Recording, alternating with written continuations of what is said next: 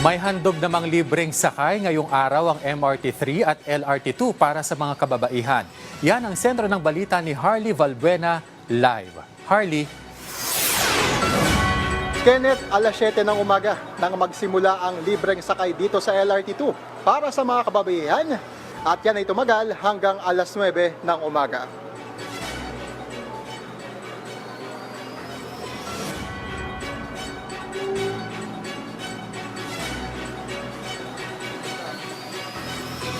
Very much po sa free na ito.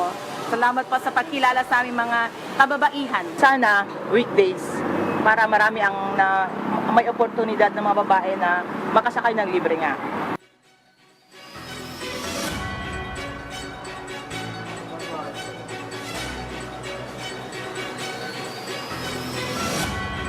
Ayon kay Light Rail Transit Authority Administrator Attorney Hernando Cabrera, ang libreng sakay ay bilang pagbibigay pugay sa mahalagang papel sa lipunan ng kababaihan.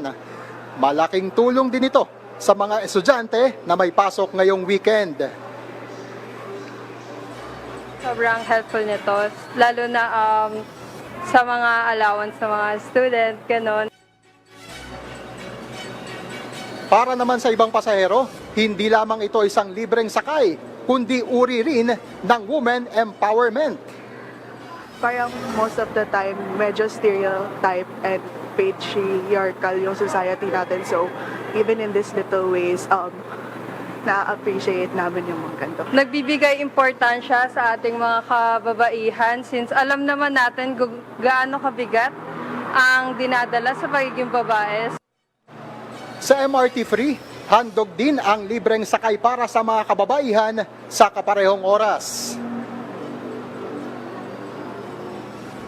Kenneth, bukod sa libreng sakay sa umaga, ay handog din ang libreng sakay dito sa LRT2 para sa mga kababaihan. Yan naman ay mamayang alas 5 ng hapon hanggang alas 7 ng gabi. Kenneth?